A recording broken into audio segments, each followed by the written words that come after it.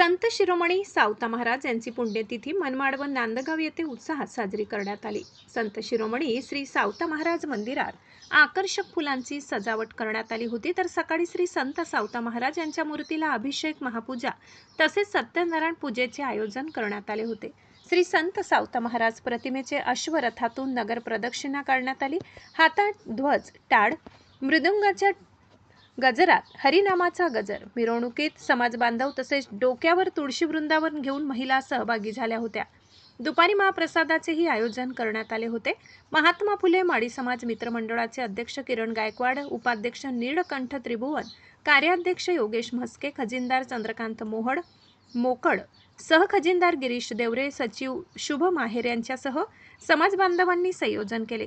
तसेच नांदगाव येथील विठ्ठल रुक्मिणी व संत सावता महाराज मंदिराला आकर्षक फुलांची व विद्युत रोषणाईची सजावट करण्यात आली आहे।